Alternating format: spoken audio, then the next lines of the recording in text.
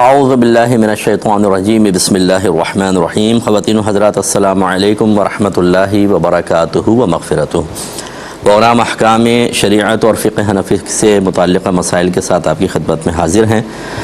سب سے پہلے تو یہ ترغیب سماعت فرما لیں کہ فیس بک پر، اسی طرح یوٹیوب چینل ہے، ویب سائٹ ہے www.arYQTV.tv.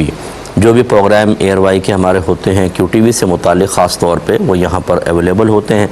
آپ لائیو دیکھیں، یہ بیسٹ ہے. اور کوئی نکل جائے یا ریکارڈڈ پروگرام جیسے ہوتے ہیں تو پھر آپ بعد میں وہاں پر بھی ملاحظہ فرما سکتے ہیں. ایک یہ ہم سے کویسچن کیا تھا، اگر کوئی اکیلے میں اس طرح دعا کرے کہ اللہ تعالیٰ رسول کے صدقے میں میری طلاق ہو جائے تو کیا طلاق ہو جائے گی یا نہیں؟ دیکھیں، طلاق اس سے نہیں ہوگی، چاہے یہ مرد کہے عورت کہے تو بالکل بھی نہیں ہے، کیونکہ وہ تو ایک دعا ہی ہے خالصتاً. پھر تو کوئی اس میں وقوع طلاق کا امکان ہی نہیں ہے، کیونکہ طلاق شوہر کی طرف سے ہوتی ہے، عورت کی طرف سے نہیں. لیکن اگر شوہر بھی الفاظ کہتا ہے تو یہ ایک تمنا کا اظہار ہے، ایک دعا ہے، ایک خواہش کا اظہار ہے. یہ وقوع طلاق کا اقدام نہیں ہے، لہذا طلاق واقع نہیں ہوگی. ہمارا مشورہ یہ ہے کہ لفظ طلاق کو اپنی ڈکشنری سے نکالیں اور کوشش کریں کہ جو صاحب الرائے لوگ ہوتے ہیں، اچھے سلجھے ہوئے لوگ ہوتے ہیں، اس قسم کے معاملات میں کہ جب گھر کے حالات بہت ہی خراب ہو جائیں اور آپ کے ذہن میں طلاق کے خیالات آنے لگیں تو ان سے ضرور مشورہ کریں. ہم لوگ اطراف میں الٹے سیدھے لوگوں سے مشورہ کرتے ہیں، یہ خراب قسم کے، غلط قسم کے مشیر ہوتے ہیں اور یہ گھر توڑنے کی باتیں کر کے گھر جلدی توڑوا بھی دیتے ہیں. تو ایسے لوگوں سے ہرگز مشورہ نہ کیا جائے. ایک ہی کہتے ہیں کہ امام صاحب 4 رکعت نماز پڑھا رہے تھے، دوسری پڑھا کے وہ کھڑے ہو گئے اور مقتدی ابھی التحیات پڑھ رہا تھا. تو مقتدی نے یہ دیکھا کہ امام کھڑے ہو گیا تو وہ بھی تیزی سے اٹھنے لگا، لیکن پورا نہیں اٹھا. اس نے پنجے اپنے دونوں کھڑے کر لیے اور تیزی سے التحیات ختم کر کے اور پھر وہ کھڑا ہو گیا. تو اس کی نماز ہو گئی یا نہیں؟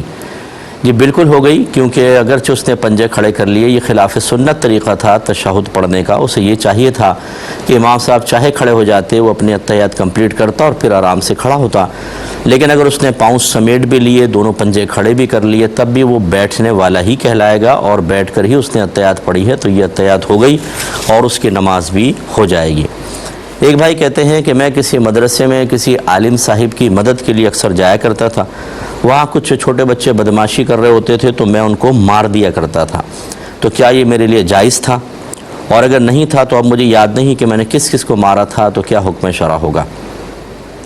دیکھیں، آپ کے لیے بالکل جائز نہیں تھا. نہ آپ باپ تھے، نہ آپ بڑے بھائی تھے، نہ آپ استاد تھے. تو آپ کیسے بچوں کو مار سکتے ہیں؟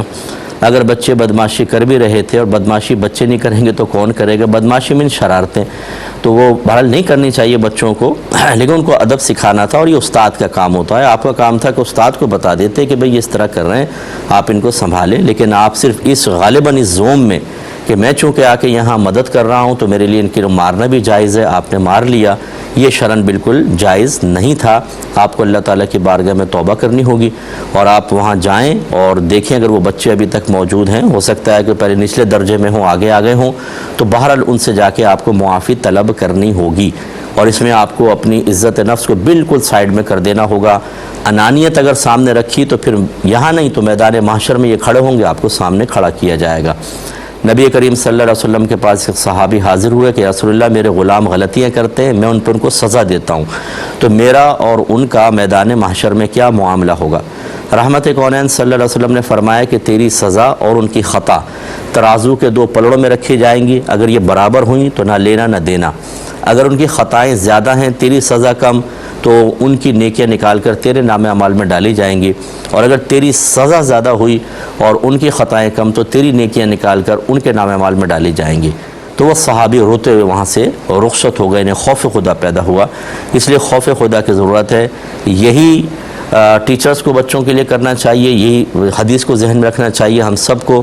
اور اسی طریقے سے جو شوہر حضرات ہیں جو بیویوں کے اوپر ظلم و تشدد کرتے ہیں، ان کو کمزور محسوس کر کے وہ بھی اس کو ذہن میں رکھیں اسی طریقے جو ساسیں اپنی بہوؤں کے ساتھ یا نندیں اپنی بھابھیوں کے ساتھ اس طرح کے رویے اختیار کر رہی ہیں کہ ان کو مختلف ٹارچر کرتی ہیں اور ان کے قصور بہت ہی کم ہوتا ہے، میدان محشر میں یہی معاملہ ہوگا۔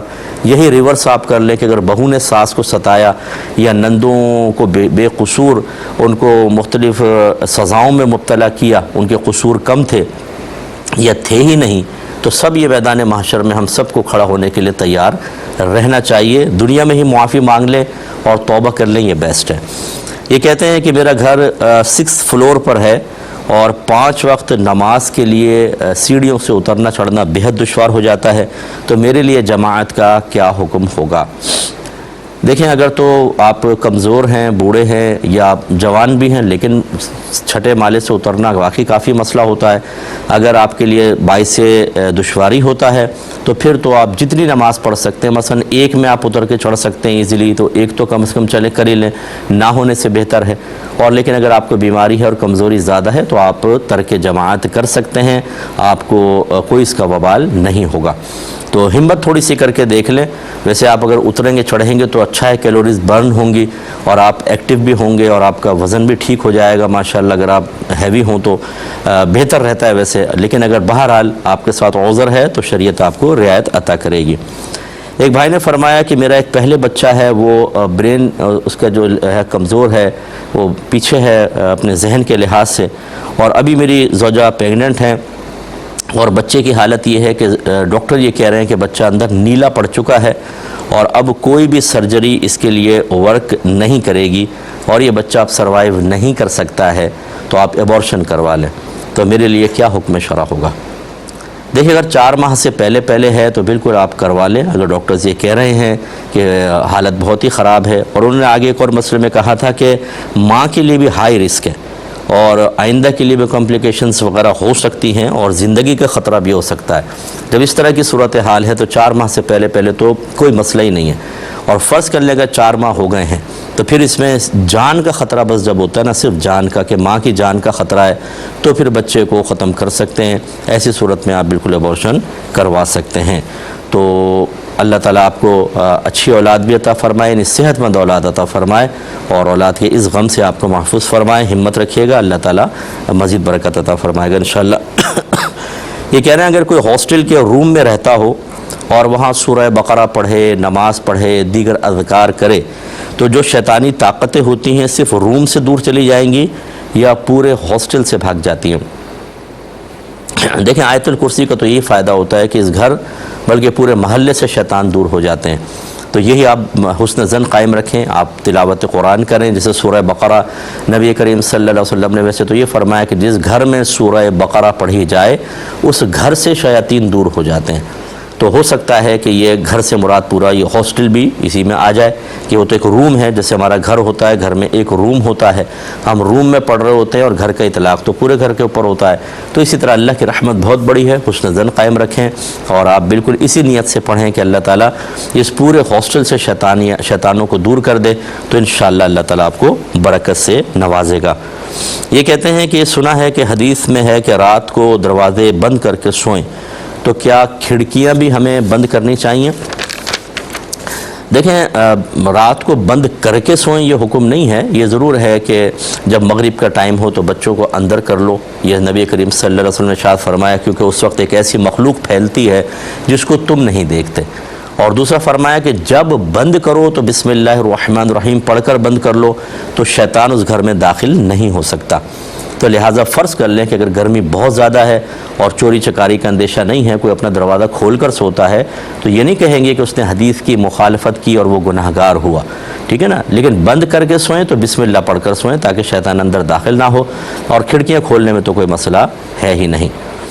یہ کہتے ہیں کہ ایک کمپنی ایسی تھی جس سے آن لائن ہم چیزیں منگوا سکتے تھے، تو اس کمپنی کی آفر تھی کہ اگر آپ 15 دن کے اندر یہ مال واپس کرنا چاہیں تو ریٹرن کر سکتے ہیں، اور اس نے کچھ ریزنز لکھی تھی کہ اس وجہ سے بھی آپ کر سکتے ہیں، اس وجہ سے، جس میں ایک یہ بھی وجہ لکھی تھی کہ اگر آپ منگوا لیتے ہیں اور آپ کا مائنڈ نہیں بنتا تو آپ واپس کر سکتے ہیں۔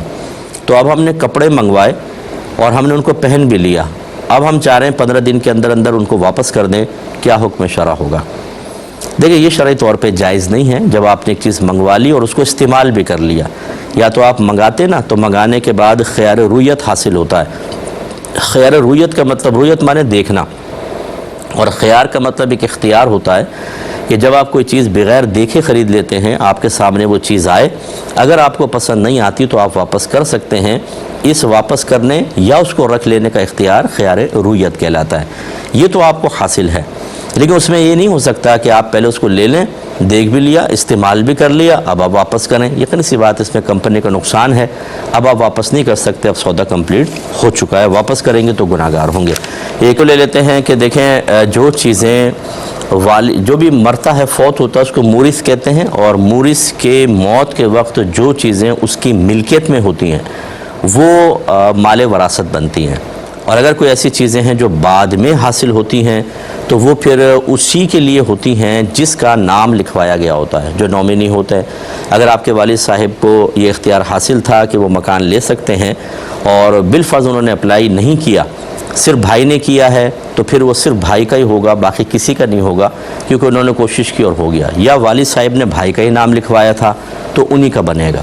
ہاں یہ اچھی چیز ہوگی کہ اگر آپ کے بھائی، اگر چونکہ وہ والد کی وجہ سے ملا ہے، کوئی بھائی کا اپنا کارنامہ تو ہے نہیں، اس لیے دیگر بھائی بہنوں کو بھی اس میں شریک کر لیں تو بہت ہی بیسٹ صورتحال ہے. لیکن میں ان بھائی کے بارے میں نہیں کہہ رہا ہوں، نہ مجھے ان کا پتہ ہے، لیکن ہمارے دل اتنے تنگ ہو چکے ہیں کہ جب پیسے کی بات آتی ہے تو سگے بھائی بہن بھی بعض اوقات ہمیں دشمن محسوس ہونے لگتے ہیں، اور ہم کہتے ہیں کہ نکلو باہر، ہم تو خود ہی اس کو حاصل کریں گے. تو لیکن بہرحال شرعی لحاظ سے اگر ان کا نام لکھا گیا تھا یا صرف ان کی کوشش سے حاصل ہوا، زندگی میں والد صاحب کو حاصل نہیں ہوا تھا، تو یہ بھائی کا ہی ہے، وہ کسی کو شامل کرنا چاہیں یا نہ کرنا چاہیں. ایک مختصر بریک لیں گے، ہمیں یقین ہے آپ ہمارا انتظار فرمائیں گے. بسم اللہ الرحمن الرحیم. پہلے کویسچنز لے لیتے ہیں. ایک یہ پوچھا تھا کہ والدہ کا انتقال ہو گیا ہے تو کیا میدان محشر میں والدہ سے ملاقات ہوگی؟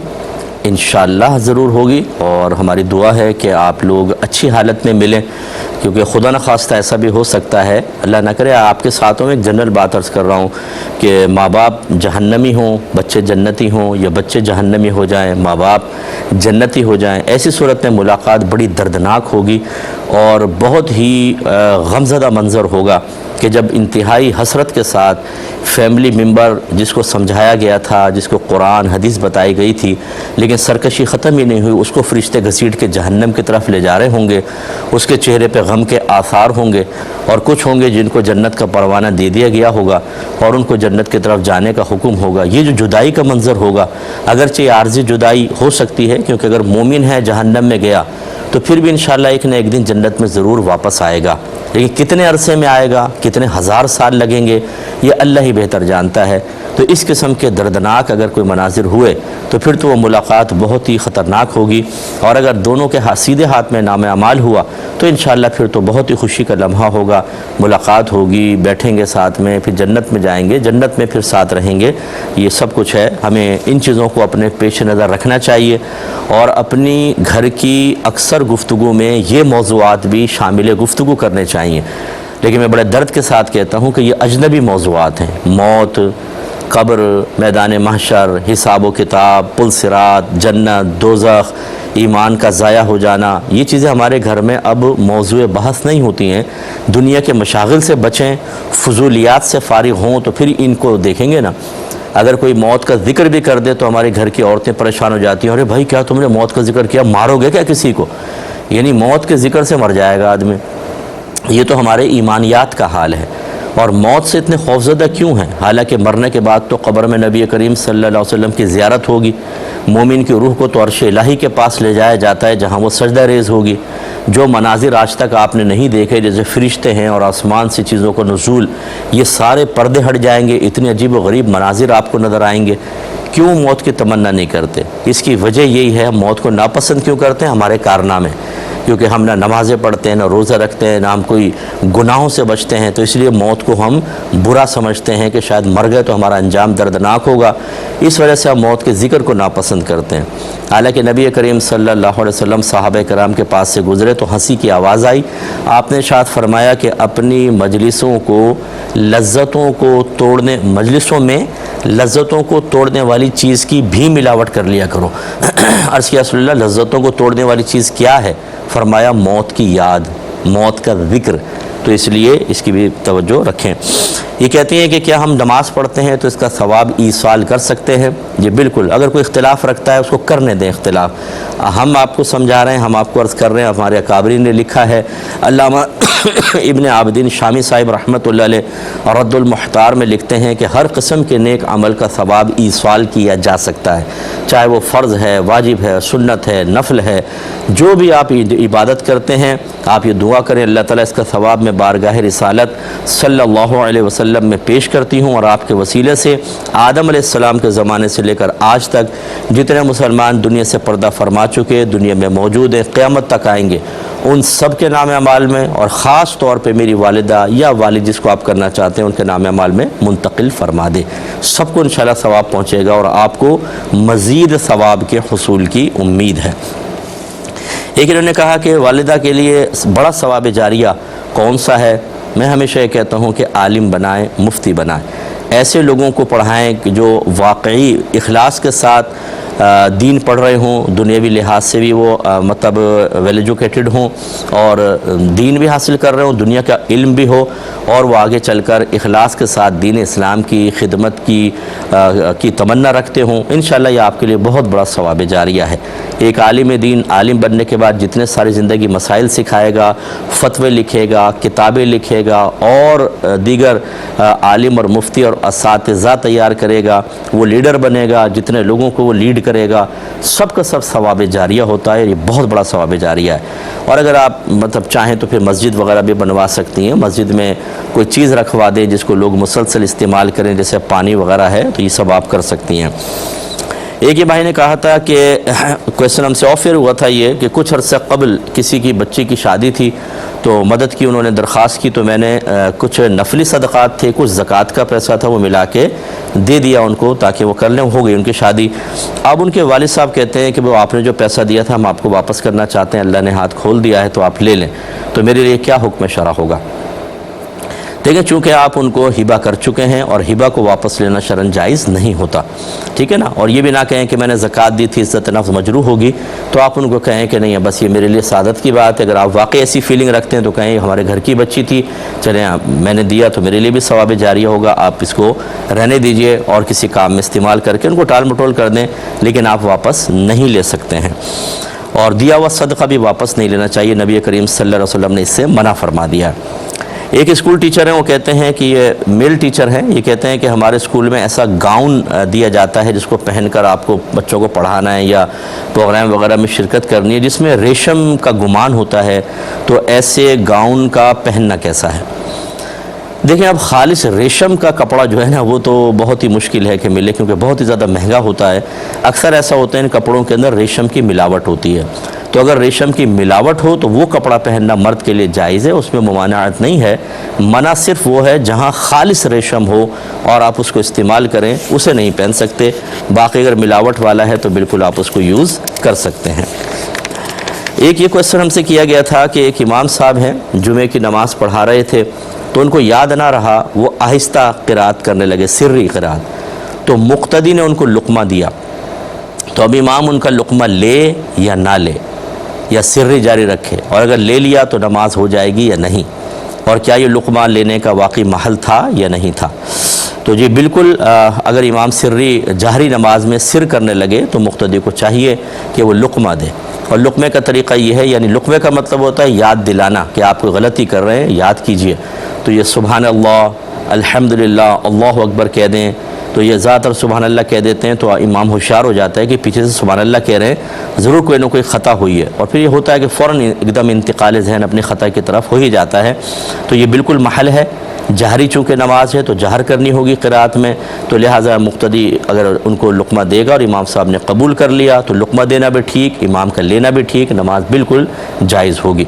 ہاں یہ ضرور ہے اگر سر کے اندر ایک آیت کے برابر وہ پڑھ چکے ہیں آہستہ، اس کے بعد جہر کی طرف آئے تھے تو آخر میں سجدہ سہو بھی کرنا ہوگا۔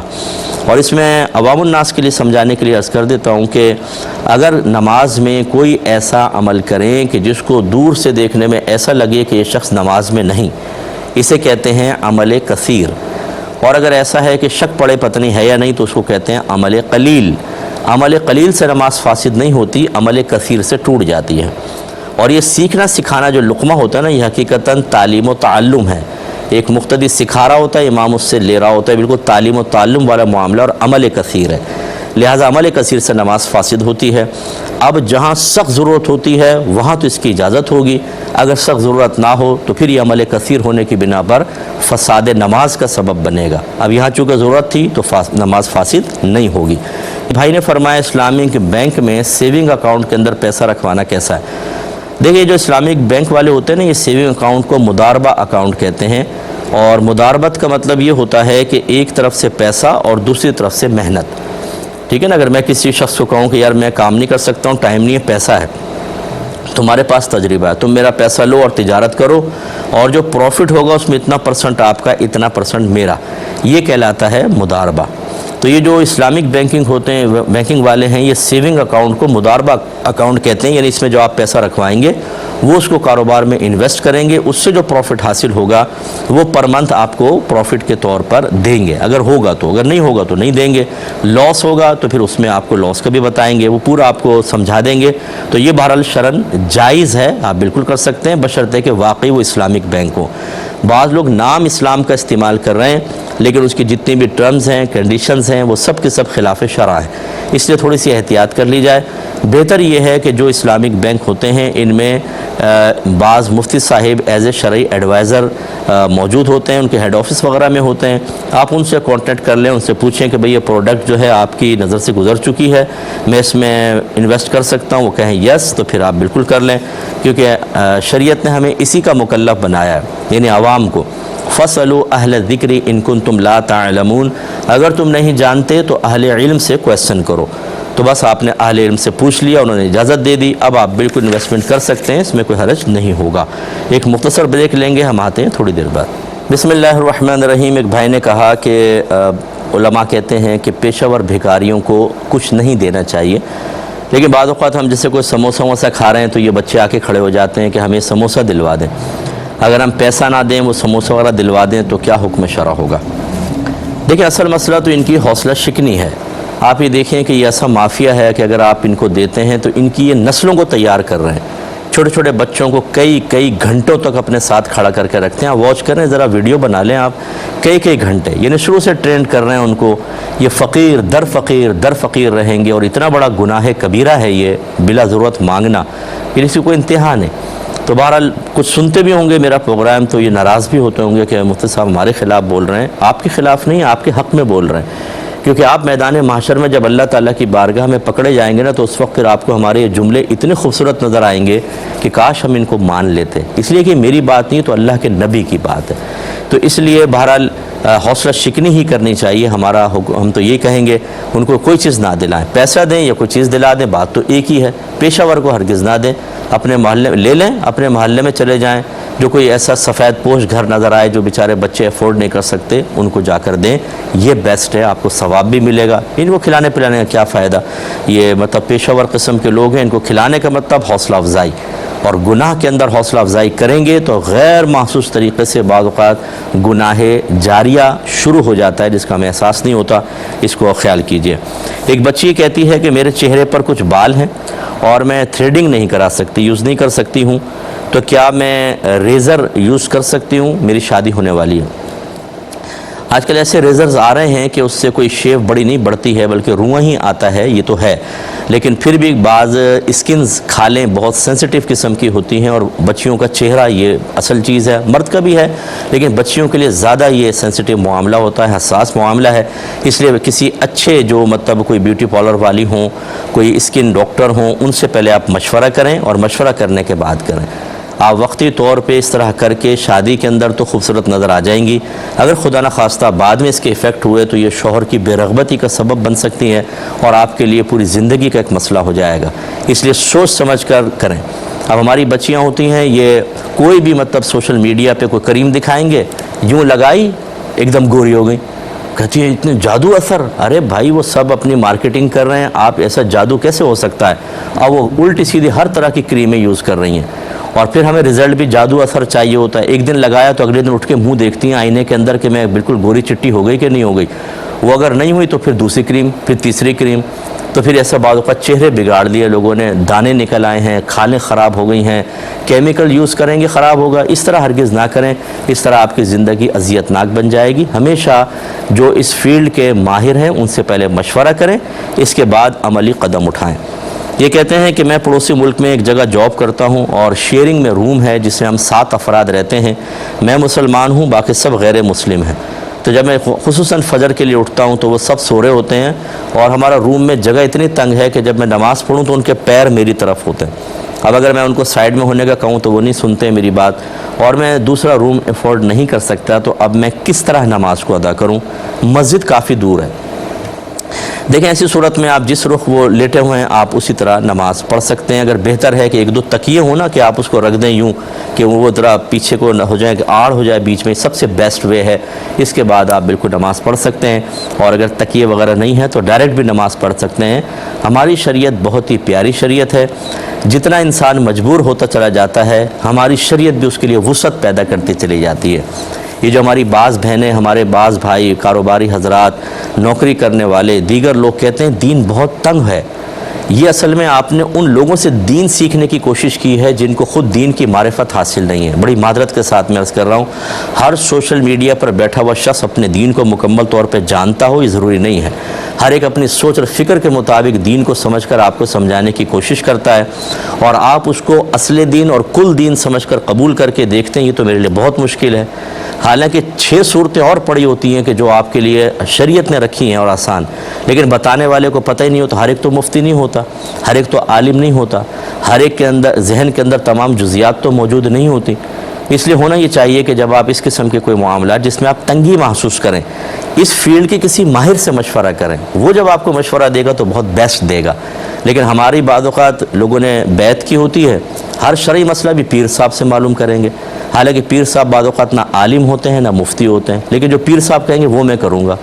یہ کیا بات ہو گئی؟ یعنی اس کا مطلب ہے فزکس کیمسٹری بھی پھر اپنے پیر صاحب سے پڑھیں نا آپ جا کر, جیسا وہ پڑھائیں پڑھ لیں. کیوں جاتے ہیں ٹیوشن سینٹر, کیوں جاتے ہیں آپ اسکول کالج یونیورسٹی؟ نہیں بھئی وہ پیر صاحب کو نہیں آتی تو کیا دین سارا آتا ہے؟ یہ بڑا مسئلہ ہوتا ہے. میں کسی پیر صاحب کو معاذ اللہ کمتر ظاہر نہیں کر رہا ہوں, لیکن بہت سارے ایسے ہوتے ہیں. اور پیر صاحب کو بھی سوچنا چاہیے کہ اگر شرعی مسئلہ آپ کا مرید معلوم کرتا ہے اور آپ کو نہیں پتہ تو آپ کہیں کہ بھئی یہ فقہ میری فیلڈ نہیں ہے, میں اپنے روحانی تربیت کر سکتا ہوں, بیسکس آپ کو سکھا سکتا ہوں, آپ کے احوال قلب کے اوپر توجہ کر سکتا ہوں. یہ آپ کسی مفتی صاحب سے پوچھیں نا, وہ بھی کہہ کے آؤ ہم سے پتہ کرو, کہیں اور نہ جائیں. ایسا نہ ہو بچہ کسی اور کی طرف نکل جائے, مرید ہاتھ سے نکل جائے, غلط سلط مسئلہ بتاتے ہیں. اسی وجہ سے ہمارے لوگ جو دین سے دور ہیں, میری زندگی کا تجربہ یہ ہے کہ جب ہم ان کو بٹھا کر ان کو معلوم کرتے ہیں کیوں آپ دور ہوئے اور وہ سبب بتاتے ہیں تو ہم کہتے ہیں یہ سبب تو آپ کے لیے بنتا ہی نہیں ہے, آپ یہ بھی کر سکتے تھے یہ بھی. تو وہ حیران ہو جاتے ہیں کہ اچھا اگر اتنی آسانی تھی تو ہم تو پیچھے نہ ہوتے. وجہ وہی ہے کہ ایسے مطلوبہ اشخاص ملتے نہیں ہیں کہ جو ہماری مشکل کو شرعی تقاضوں کے روشنی میں حل کر سکیں یا شرعی تعلیمات کی روشنی میں حل کر سکیں. تو ہمیں دین تنگ اور سخت محسوس ہوتا ہے, سیکھنے کی ضرورت ہے. تھا کہ آپ نے فرمایا تھا کہ بیوی کی شوہر کے سامنے عزت نفس نہیں ہوتی.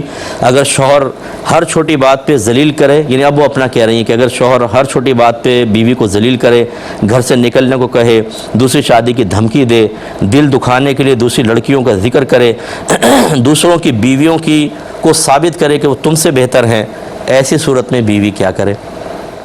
میری محترم بہنوں, ایک تو آپ لوگ الزام مجھ پہ اتنا سارا لگاتے ہیں, پتہ نہیں کیا کچھ سن کے آپ لوگ نتیجے نکال لیتے ہیں. میں نے کب کہا کہ بیوی کی شوہر کے سامنے عزت نفس نہیں ہوتی؟ میں تو شوہروں کو ڈانٹ ڈانٹ کے تھک گیا ہوں کہ بیوی کی بھی ایک عزت نفس ہوتی ہے. وہ کسی کی بہن ہے, وہ کسی کی بیٹی ہے, وہ آپ کے بچوں کی ماں ہے, وہ ایک انسان ہے, اس کی بھی ایک سیلف رسپیکٹ ہے. آپ اس کو ذلیل کر دیتے ہیں, بے عزت کر دیتے ہیں, گھر والوں کے سامنے, بچوں کے سامنے عزت اتار کے ہاتھ پہ رکھتے ہیں, بالکل غلط ہے. اگر آپ سمجھانا چاہتے ہیں بیوی کوئی غلطی ہے, الگ کمرے میں لے جائیں, تنہائی میں پیار محبت سے سمجھائیں. اگر وہ پیار محبت سے نہ سمجھے پھر کوئی اور طریقہ اختیار کرنے کا سوچیں. تو یہ ایک تو بات آپ غلط فہمی رفع کر لیں، بیوی کی بالکل سیلف رسپیکٹ ہے، اس کی عزت نفس ہے، شوہر کو خیال کرنا چاہیے۔ دوسری بات یہ کہ میں شوہروں کے لیے گزارش کرتا ہوں، ایک نوجوان نبی کریم صلی اللہ علیہ وسلم کی خدمت میں حاضر ہوا کہ مجھے زنا کی اجازت دے دیں۔ صحابہ کرام جلال میں آئے کہ یہ کیسی اس نے بےہودہ بات کی۔ نبی کریم صلی اللہ علیہ وسلم نے فرمایا ٹھہر جاؤ، اس نوجوان کو بٹھایا اور فرمایا یہ بتاؤ اگر یہی کام کوئی تمہاری والدہ کے ساتھ کرے تم پسند کرو گے؟ کہا نہیں۔ فرمایا بیٹی کے ساتھ نہیں، بہن کے ساتھ نہیں، خالہ کے ساتھ نہیں، کئی رشتے سرکار نے گنوائے۔ پھر فرمایا تم جس کے ساتھ کرو گے وہ بھی تو کسی کی ماں ہوگی، وہ بھی کسی کی بیٹی، کسی کی بہن، کسی کی خالہ ہوگی۔ اس کے بعد میرے آقا صلی اللہ علیہ وسلم نے اپنا دست اقدس اس کے سینے پر رکھا اور اللہ تعالیٰ کی بارگاہ میں دعا کی اللہ تعالیٰ اس کو زنا سے بیزار کر دے۔ وہ نوجوان کہتا ہے کہ جب میں نبی کریم صلی اللہ علیہ وسلم کے پاس آیا تھا تو زنا سے زیادہ کوئی محبوب شے نہ تھی، اور جب میں آپ کے پاس سے گیا تو اس سے زیادہ قابل نفرت چیز میرے نزدیک اور کچھ نہ تھی۔ بس یہ چیز آپ ذہن میں رکھیں۔ میں شوہر حضرات سے کہتا ہوں جب آپ بیوی کو ذلیل کرنا چاہیں، مارنا چاہیں، اتنی اس کو ذہنی اذیت میں رکھنا چاہیں، آپ حاکم ہیں اس لیے، اگر اس کی جگہ آپ کی بہن ہوتی تو، اگر اس کی جگہ آپ کی بیٹی ہوتی اور یہاں داماد ایسا کر رہا ہوتا تو پھر آپ پسند کرتے اس کو؟ تو وہ بھی تو کسی کی بہن ہے، کسی کی بیٹی ہے، وہ آپ کے بچوں کی ماں ہے۔ کچھ خیال کریں۔ اور ابھی میں نے شروع میں آپ کو بتایا اور یہی میں نے عرض کیا تھا کہ جتنی آپ زیادتی کر لیں یہاں پہ تو شوہر حاکم ہونے کے زوم میں اور طاقت کے زوم میں، لیکن میدان معاشر میں کیا ہوگا؟ یہ بیوی کھڑی کی جائے گی اور آپ کو بھی کھڑا کیا جائے گا۔ جتنا یہ آپ نے ٹونٹنگ کی، جتنا اس کو ذہنی اذیت دی، جتنی بیچاری اس کے سکون کو آپ نے برباد کیا تھا نا، اس کا بدلہ آپ کی نیکیوں کی صورت میں دلوایا جائے گا۔ اور مجھے نہیں لگتا یہ عورت چھوڑ دے گی، کیونکہ میدان محشر کا ماحول اتنا خطرناک قسم کا ہوگا۔ یہاں تک ایک روایت میں ہے کہ ایک بیٹے نے باپ کی نافرمانی کی ہوگی تو اللہ تعالیٰ بیٹے کی نیکیاں نکال کر باپ کے نام اعمال میں ڈالے گا، تو وہ باپ تمنا کرے گا کہ کاش اس نے میری اور زیادہ نافرمانی کی ہوتی تو میں اس کی کچھ اور نیکیاں لے لیتا۔ وہ خود غرضی کا دور ہوگا، اور ایسے دور میں، ایسے موقع پر جب آپ نے دنیا میں اس کو اچھی طرح ذلیل کر کے اپنے دل کی بھڑاس نکال کے نامعلوم کون سا سکون حاصل کیا تھا، میدان محشر میں آپ کو پتہ چلے گا کہ کیا ہوگا۔ اور ایسے ہی میں بہنوں سے بھی گزارش کرتا ہوں، مسکرانے کی ضرورت نہیں، آپ بھی مسکرا رہی ہوں گی، بہت ساری بہنیں اور اشارے کر رہی ہوں گی، جو ہماری بہنوں نے شوہروں کا ناک میں دم کر رکھا ہے، گریبان پکڑ لیتی ہیں، گالیاں بکتی ہیں، تھپڑ تک مار دیتی ہیں، اطاعت نہیں کرتی ہیں، وہ جائز کام بعد بھی کہے تو چڑھ کر آتی ہیں اور تلخ لہجہ رکھتی ہیں، چہرے پہ نگاہ پڑ جائے تو آدمی ڈر جائے، ایک دم خوفزدہ ہو جائے جیسے تھانے دار نہیں بیٹھی ہوئے گھر کے اندر۔ تو آپ کا بھی حساب ہوگا، آپ کو بھی کھڑا کیا جائے گا، اور جتنے ظلم و ستم آپ نے اس مظلوم آدم کے بیٹے پہ کیے ہیں، حوا کی بیٹی سے حساب ہوگا، اس لیے اچھی طرح اس کو بھی ذہن میں رکھا جائے۔ یہ بھائی نے کہا کہ ہمارے بعض رشتہ دار ایسے ہیں جو مخلص نہیں ہیں ہمارے ساتھ، وہ گھر میں آتے ہیں میری بیوی کو میرے خلاف، والدہ کے خلاف کر کے چلے جاتے ہیں، ہماری بہنوں کو ماں باپ کے خلاف کر دیتے ہیں۔ تو ایسے لوگوں سے کیسا رویہ رکھا جائے، کیا قطع تعلق کر سکتے ہیں اور نمٹا کیسے جائے ان سے؟